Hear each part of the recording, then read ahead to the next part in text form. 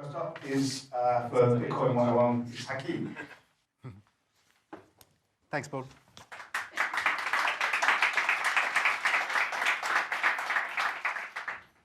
Hi, everyone.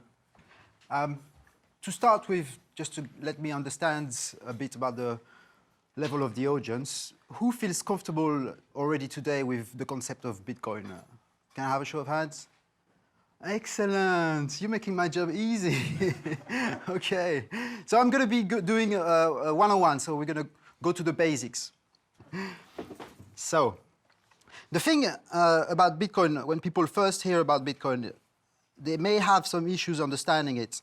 Now, the reason why people have issues understanding it is not because it's just very technical and hard to understand. I think the biggest reason why people may have some issues understanding Bitcoin is because we're dealing with some paradigm shifts here. We're dealing with what we know about what money is, what we know about what a bank is supposed to be doing, and even the idea of what a central bank is doing. So in order to understand Bitcoin, I think we need to understand our paradigms and the way that they have changed in the past and the way they are changing through Bitcoin. So yeah, the first paradigm shift is about what money is. And I don't know about you, but when I was at school, at least in my early years, no one really explained to me what money was. And unless you went to school and studied finance or economy, you probably didn't get anyone to break down what money really is. So if we go back to the past, money was really started without money. What people did back in the days prior to city life, they were trading stuff, chicken, grains, whatever they needed in their villages. And these people were using credits, units of credits. Those units of credits started with very simple things like shells, but then later on they turned into pieces of wood like the tally stick in the UK, for example. And then later on we had the apparition of coinage, gold coins, silver coins, copper coins, all kind of coins. Those coins, as we're going to see in a minute, were introduced by the leaders of the nations, and we're going to talk about that in a bit. And then later on, we went from the coins to the paper money. So, the banknotes, banknote as in a note written by a bank at first, and then the banknotes as we know them today. And we moved even more into the paper form when we started to use checks, because a check is also money. And when we start to use paper money, we've already shifted from one paradigm to the next. Today, we already have digital money. So shifting the paradigm of money into digital money is not actually that hard, because if you think about it, when you have money in your bank account, money in your bank account is basically just money on the database. You have an account with the bank, they have a database, they know how many digits you have in your account. When you want to send money to someone, it's a movement from one database to the next database. It's already digital. If you're using credit cards, you're using digital flow of information as well. It's already digital money.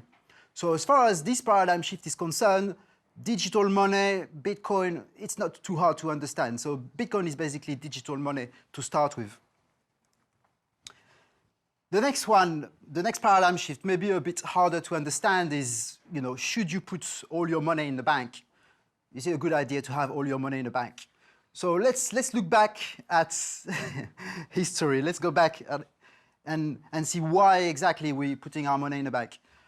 Well, when we started using, golds, whether it's gold bars or gold coins, having this kind of asset in your house may be a bit risky, because some people may get tempted to come into your house and break your windows and steal your stuff. So if you've got gold in your house, it's a shame, but it can be stolen. So the banks were offering us a way to safely store our wealth. We give them our gold, they give us a piece of paper that tells us how much gold we've got in their accounts, and we want to withdraw gold, we go back in, and then they update that. And also, there was the issue of sending money or carrying money across borders. Once again, way back in the days, if you had to travel from, say, Spain to Russia, St. Petersburg, and you have some gold coins or gold bars with you, unless you had a personal army traveling with you, chances are that you could get robbed on the way. So what happened early on was that banking networks started to establish themselves. So you could just go to a bank, say in Madrid, and put some gold in their accounts, and then they'll give you a piece of paper. You'll be able to travel all the way to St. Petersburg, go to their branch in St. Petersburg with the piece of paper, and they'll give you some gold. And for sending money across borders, it's the same. Of course, you can take a big wad of cash and take the plane and go to the other side of the world and pay the person that you want to pay with that cash. But that's not also very safe. Who knows what's going to happen between the moment when you get from there to there. Or you could put the cash in an envelope and pray that no one's going to open the envelope when you're sending it.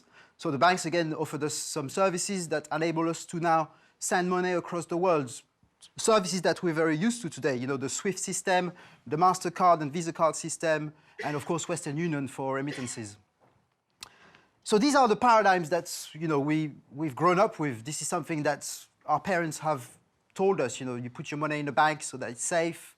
And when you want to send money, you use something like Western Union or your credit card or whatever is available through the banking system. But let's review those paradigms, because is it really safe to store money in the bank? Well, if you ask the people in Cyprus, you know what they're going to say. Now, what's concerning about the Cyprus incident is the framework that's been put into place by the European Central Bank. The framework that's been put into place, the Bank Recovery and Resolution Directive. This directive, I'm going to read out what it says here, aims to reduce the cost of bank resolution, make bank resolvable without using taxpayer fund, and hence, and that's the good part, induce bank creditor to exert more market discipline. So what's that mean, right? Who are the bank creditors? Well, it's you guys, us. You know, we've got money in the bank, we are the bank creditors. And now we are being told that we need to exert market discipline. So that means that it is no longer safe to have money in the bank. We need to find a safer way to put money in the bank. But as far as I was concerned, having money on the savings account and getting you know, interest on that money, I've been told that this is the safest way to get your money. And what's safer than that? Government bonds, AAA rated government bonds. Well, when you see that, you know, the US, the UK have lost their AAA ratings, is it safe to use government bonds? So is it really safe to have your money in the bank? Well, I don't know. I mean, when it comes to the paradigm of sending money abroad, you know, is it really the best way to do it these days? Especially now that we've already accepted the paradigm of digital money. If you look at the cost of sending $1,000, this was done by Zero Hedge. This is a chart from zerohedge.com. The cost of sending $1,000 from the US to Europe. You see, with a bank wire, it costs you between $40 and $80. With a credit card transfer, it's about $50. But with Bitcoin, it's only $15. So now we've got to think, okay, well, so it's not that safe to put your money in a bank. And when it comes to sending that money, you can do it more efficiently and cheaply if you use Bitcoin. So the paradigm here is, can you be your own bank? Well, with Bitcoin, there's many ways to store your Bitcoins. You can have an application running on your laptop. You can have an application running on your phone. You can store Bitcoins in paper wallets. You can have coins, physical coins. You can have even a brain wallet. You know, I don't know how many of you know about a brain wallet, but basically you have a secret sentence that you store in your brain, and you can travel the world with just this knowledge in your head and reconstitute your wallet. How safe is that? I mean, unless you get kidnapped and tortured, of course, that could happen. No one is going to steal your brain wallet. I think just Hakim, I don't think you actually know it, do you? I think it's sort of... The brain wallets? Yeah. Well, the idea of the brain wallet is that you create a sentence of random words. And with that sentence of random words, it actually creates your public and your private key. Yeah.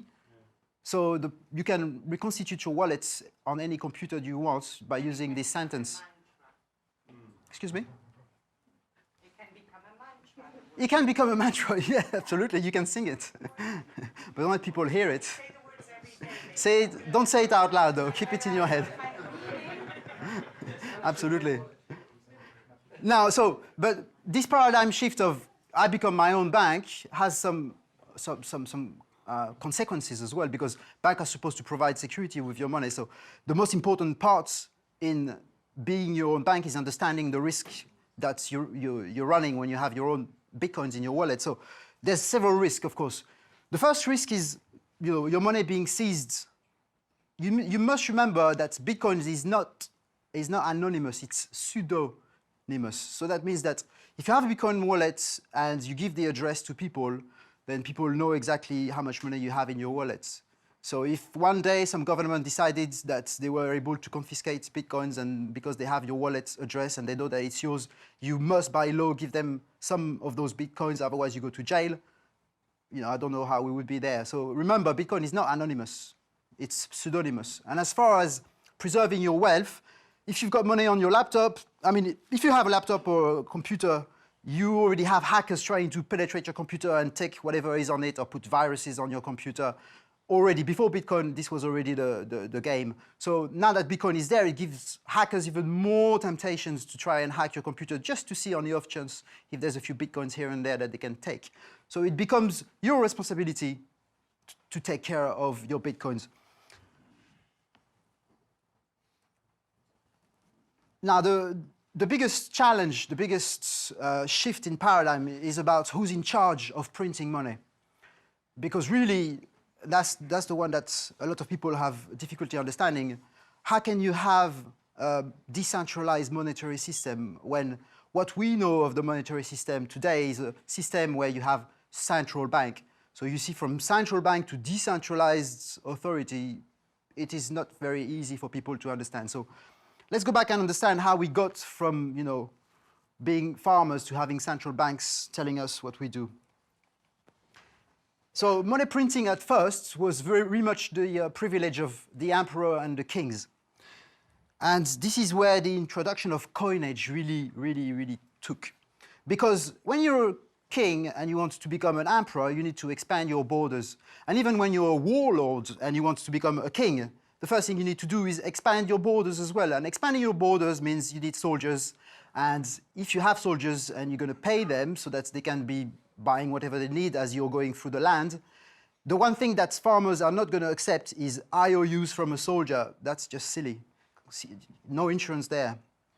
So they had coins to pay the soldiers. And if you look at history, you will see that the adoption of coins really followed the expansion of empires, basically. But of course, at the end of the day, if the emperor is minting the coins, that's okay, because if they tax the peasants that accept the coins from the soldiers, then the coins come back to the emperor. So it's kind of a nice loop. The reason why the adoption of the system was taken is simply by force. You pay your taxes or else. And the motivation behind the people who are in charge of the printing of the money was more power. So what we saw is that as the empires grow, they usually grow too big for their own shoes and run out of money and eventually collapse. Now, we must remember that the Roman Empire, when the Roman Empire collapsed, what we got was the Dark Ages. And it was not a very nice time for Europe, the Dark Ages. So from emperors and kings, we had some countries that decided that monarchy was not the best way for them, and they just got rid of their kings and they started their own republics. France is, of course, one example of that. And one thing that's interesting about the times when France became a republic is that the countries surrounding France decided that they were not so happy with them being a republic. They wanted them to go back to monarchy. And so there was war coalition where countries attacked France. And therefore, when you're running a country, from the very first day, you have people attacking you. Once again, you need an army, you need soldiers, you need to pay them, you need to have the ability to print money. So what we saw was the paper money coming in that was initially backed, as far as France is concerned, by the property of the church, by the estate of the church that had been seized during the French Revolution. But of course, what happened was that more paper was printed than real value existed in those assets, and that turned out to be a terrible collapse, financial collapse. Napoleon came in. He named himself emperor because that's a nice title. He minted some gold coins with his face on it, like all emperors do, and he actually corrected the issue, because when you have a gold standard, you have a much more stable financial system than when you have a pure fiat system.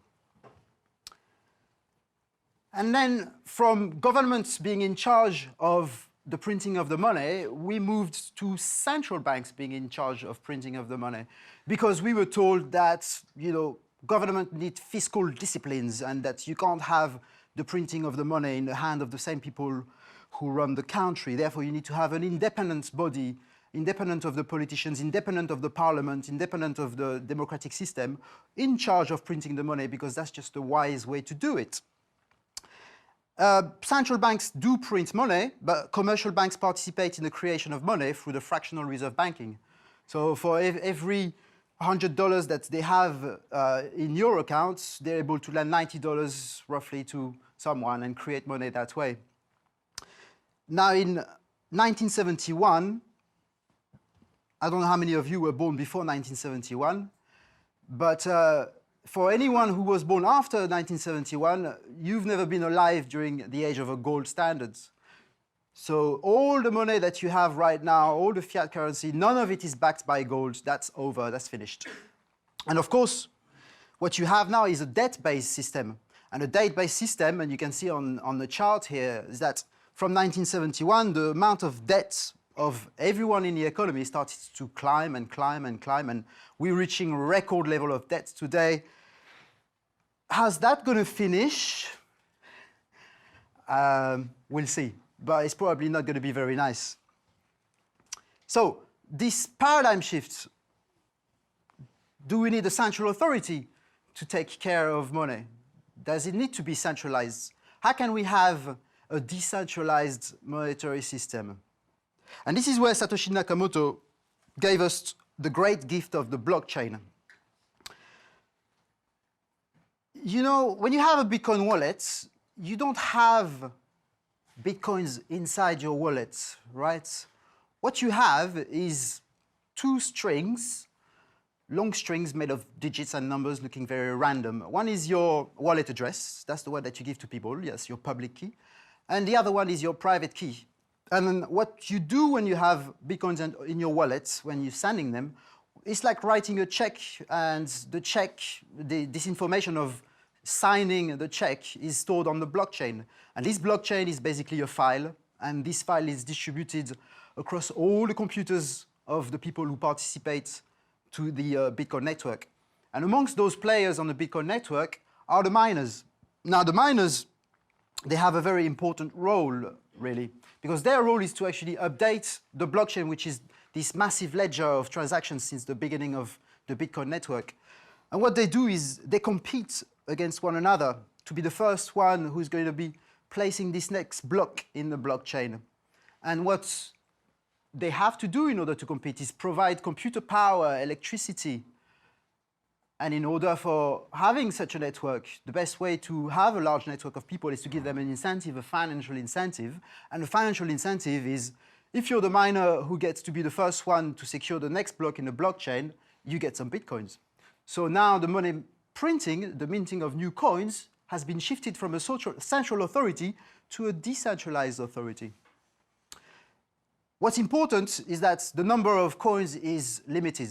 And that's because if you start to have a system where you can mint as many coins as you want, there's not going to be any more stability than with the fiat system. And that's why there's only 21 million Bitcoins to be created. And that's what will provide a much reliable, resilient system than the fiat system that we have today. So this is the third paradigm. We go from centralized banking to decentralized banking. So what is Bitcoin? Bitcoin is an open source protocol enabling the transmission of value across the internet. It's a digital asset.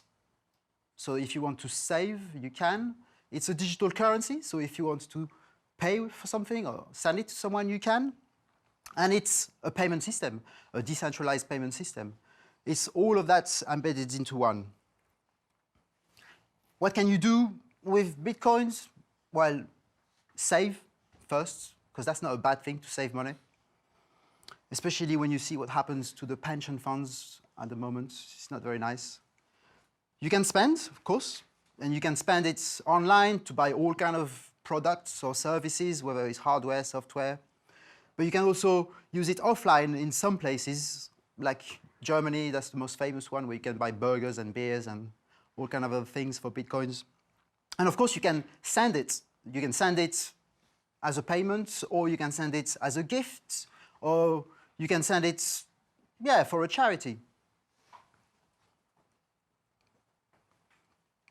How to get Bitcoins? The first and easy one is to mine them. So in order to mine Bitcoins, you have to purchase some equipment and put it online and just participate to the network. That's the easiest way.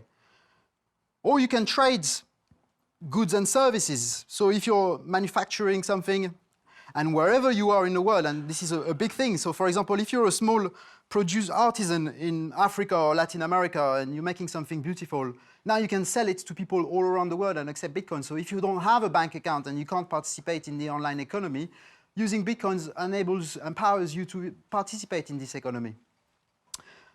Or you can start a company that does Bitcoin. That's also another way to get Bitcoins.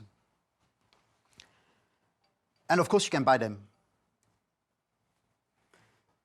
So I'm Hakim Mamoni. I'm the founder of Dealcoin. We have an in-person exchange, and we enable people to basically buy and sell Bitcoins.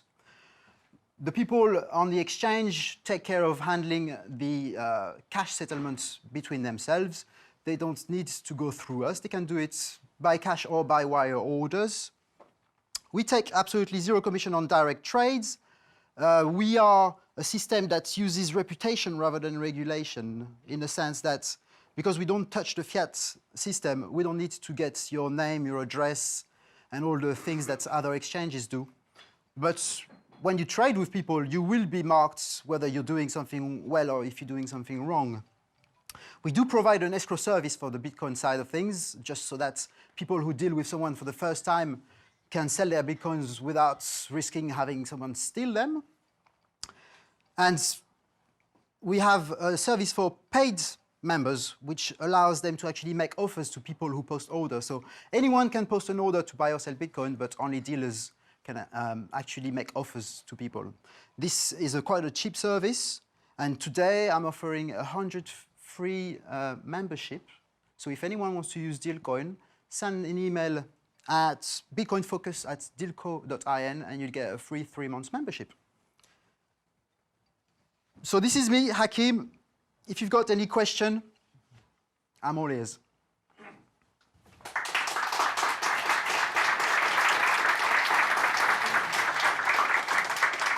Yes, please.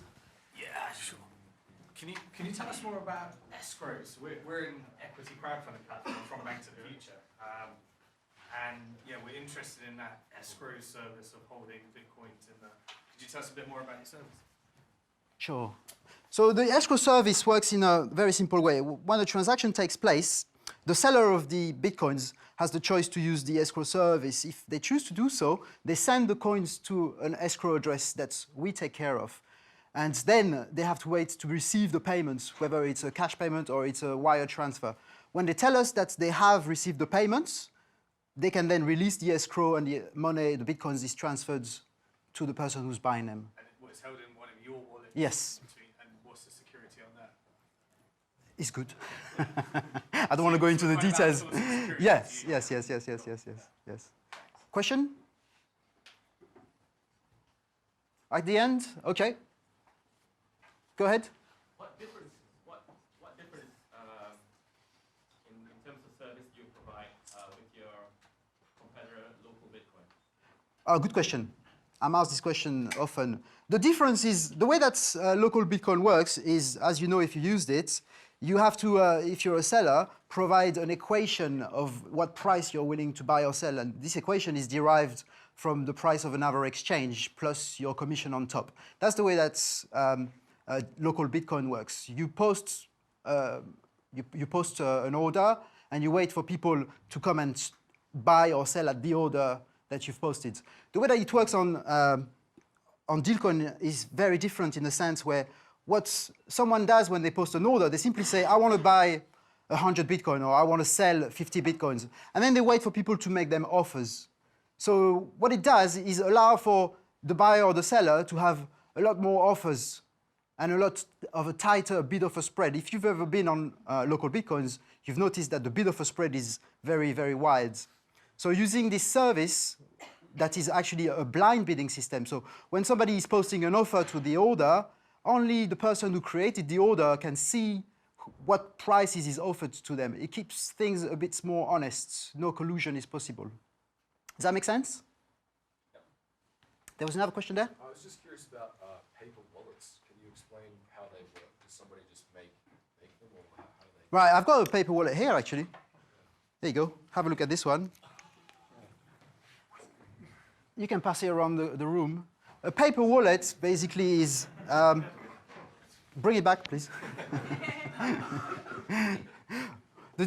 How a paper wallet is basically your public key and your private keys printed on a piece of paper.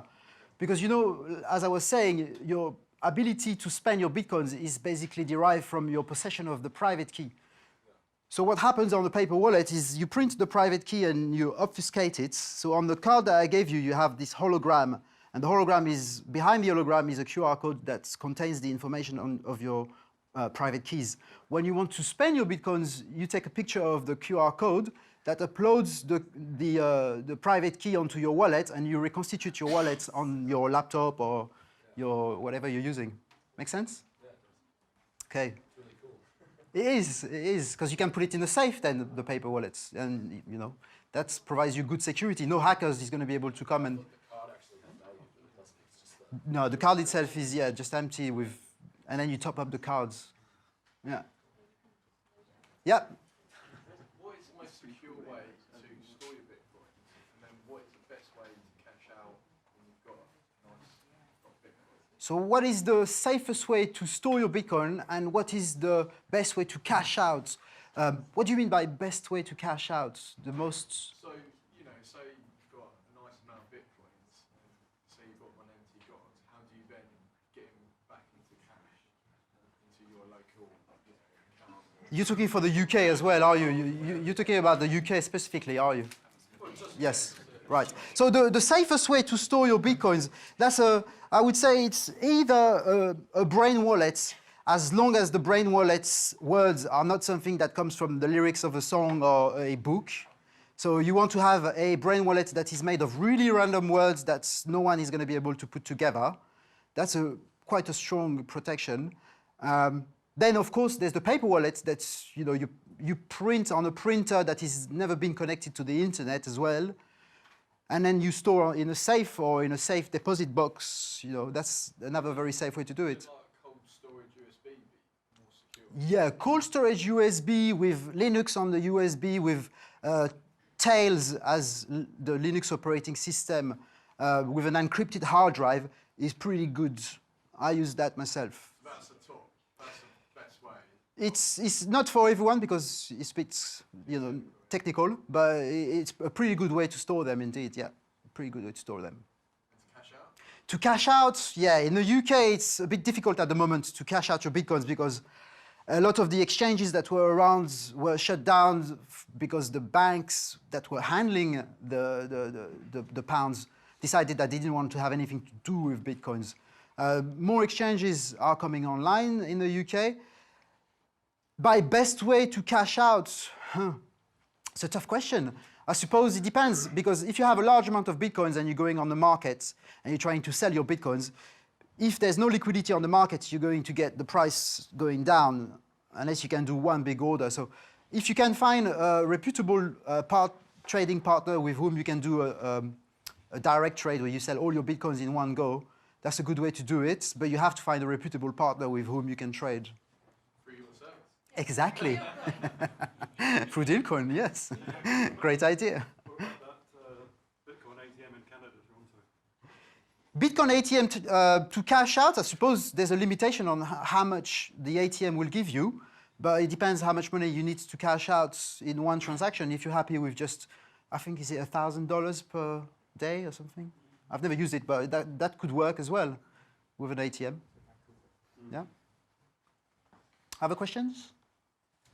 Yeah, Adam? Are you worried about the issue of single-purpose voucher and VAT and the sellers having to pay VAT? Am I worried about the single voucher issue of the VAT in the UK? Personally, no. I'm registered in Hong Kong, so.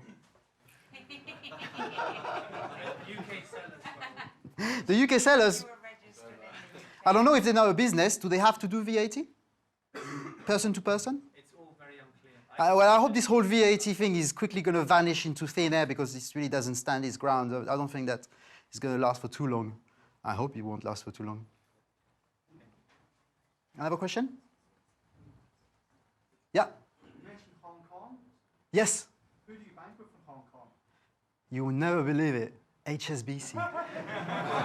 But remember, as far as I'm concerned, as far as Dealcoin is concerned, I don't deal with any fiat payment. I don't accept fiat payment for anything on the website. I don't facilitate the transfer of fiat currencies for...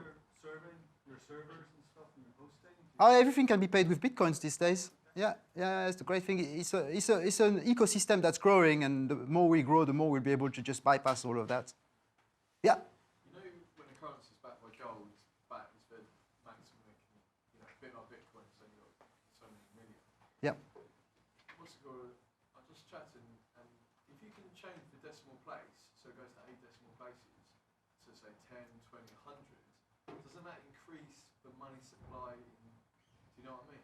So the question is, considering that Bitcoin has 21 million units to be issued, and considering the fact that currently there's 100 million Satoshi to a Bitcoin, if you were to have more than 100 million Satoshi in a Bitcoin, would that increase the actual amount of coins available? Well, no, I don't think it would, because at the end of the day, it's still only 21 million units. It's just dividable to smaller chunks. So let's say that you had a big block of gold, and you wanted to pay something with your block of gold. Say it was something that costs, you know, X amount of gold, then you get out a chunk of gold that big. Or if you had to pay for something cheaper, you take a little piece of gold.